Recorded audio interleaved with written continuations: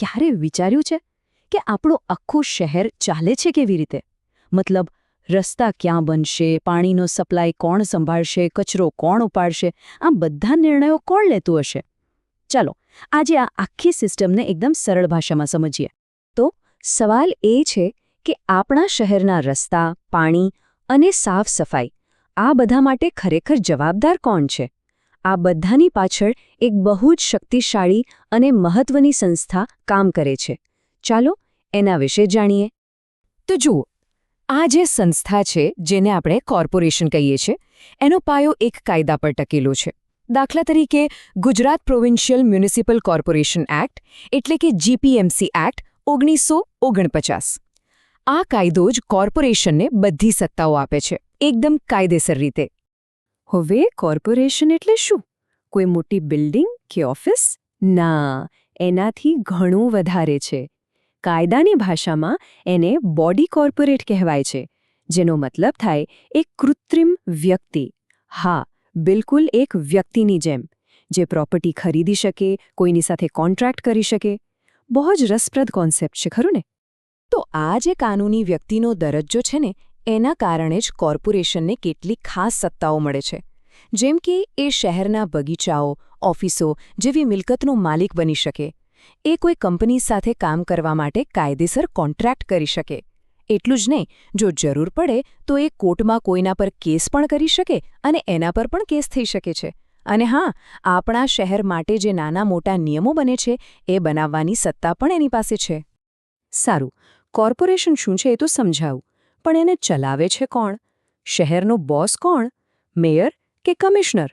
આ સવાલ મોટાભાગના લોકોને મૂંઝવતો હોય છે. અને સાચું કહું તો વાત થોડી ગૂંચવણભરી છે, પણ કારણ કે અહીં સત્તાના એક નહીં પણ બે મુખ્ય વડા છે. ચાલો આ ગૂંચવણ ઉકેલીએ. જુઓ, આ તફાવત બરાબર સમજવા જેવો છે.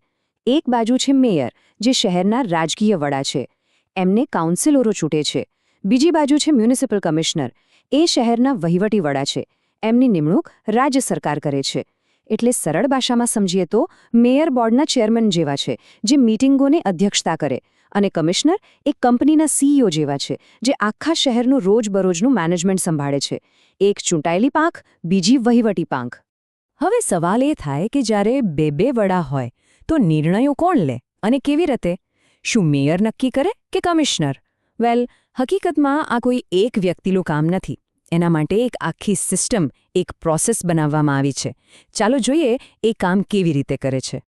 તો પ્રોસેસ કંઈક આવી છે. સૌથી પહેલાં મેયર બધા ચૂંટાયેલા કાઉન્સિલરોની એક બેઠક બોલાવે છે. એ બેઠક ત્યારે જ માન્ય ગણાય જ્યારે ઓછામાં ઓછા અમુક સભ્યો, જેને કોરમ કહેવાય, એ હાજર હોય. પછી કોઈ પણ મુદ્દા પર ચર્ચા થાય અને વોટિંગ થાય. જે બાજુ બહુમતી હોય એ નિર્ણય કોર્પોરેશનની ઓફિશિયલ પોલિસી બની જાય. અને પછી આવે છે કમિશનર અને એમની ટીમનો રોલ. એમનું કામ છે કે એ નિર્ણયનો જમીન પર બરાબર અમલ કરાવે. એટલે કે પોલિસી બનાવવાનું કામ ચૂંટાયેલા પ્રતિનિધિઓનું અને એને લાગુ કરવાનું કામ વહીવટીતંત્રનું. પણ હજી વાત પૂરી નથી થઈ. મેયર અને કમિશનર સિવાય પણ એક બહુ જ પાવરફુલ બોડી છે.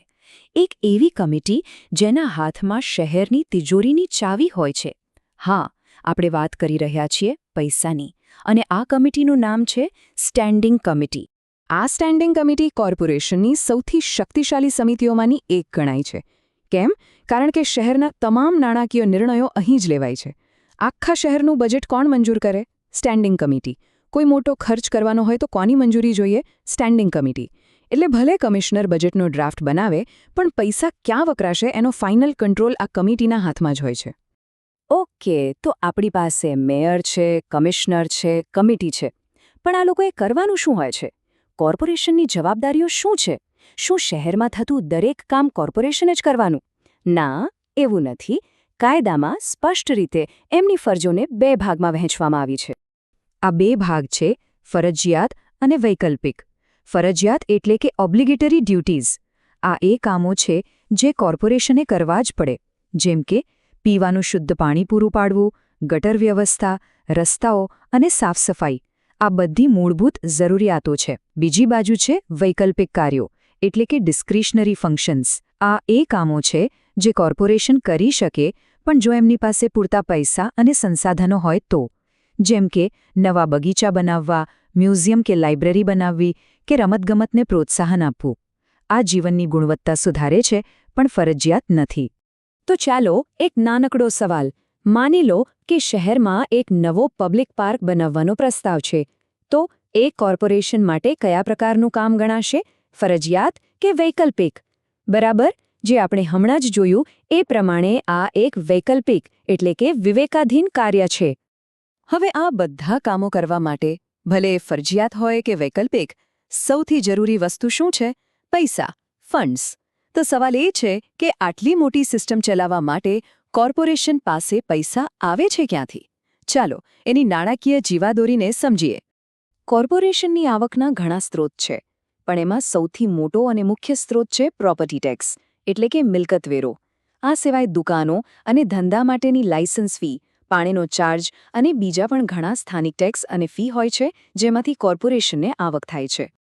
હવે આ બધી જગ્યાએથી જે પૈસા આવે એ જાય ક્યાં? એ બધા એક જ જગ્યાએ ભેગા થાય છે, એક સેન્ટ્રલ બેંક એકાઉન્ટમાં, જેને કાયદાકીય રીતે મ્યુનિસિપલ ફંડ કહેવામાં આવે છે. શહેરની બધી જ આવક આ ફંડમાં જમા થાય અને શહેરના બધા જ ખર્ચા આ ફંડમાંથી જ ચૂકવાય છે. અને આ પૈસાનો હિસાબ કિતાબ કેવી રીતે રખાય? એના માટે દર વર્ષે એક બજેટ ચક્ર હોય છે. સૌથી પહેલા કમિશનર આવનારા આખા વર્ષ માટે બજેટનો એક અંદાજ તૈયાર કરે છે. પછી એ બજેટ સ્ટેન્ડિંગ કમિટી અને કોર્પોરેશનની જનરલ બોર્ડમાં જાય છે, જ્યાં એના પર ચર્ચા થાય છે. જરૂર પડે તો ફેરફાર થાય છે અને છેવટે એને મંજૂરી મળે છે. અને આટલું જ નહીં, બધું બરાબર ચાલી રહ્યું છે કે નહીં, પૈસાનો યોગ્ય ઉપયોગ થયો છે કે નહીં, એ ચેક કરવા માટે રાજ્ય સરકાર કોર્પોરેશનના ખાતાઓનું ઓડિટ પણ કરે છે. એકદમ પારદર્શક પ્રક્રિયા. અહીં એક વાત યાદ રાખવા જેવી છે. જો કોઈ કોર્પોરેશન આર્થિક રીતે નિષ્ફળ જાય અથવા એમના બજેટમાં બહુ મોટી ખાધ હોય, તો રાજ્ય સરકાર એમાં દખલ કરી શકે છે અને ગંભીર સંજોગોમાં કોર્પોરેશનને બરતરફ પણ કરી શકે છે.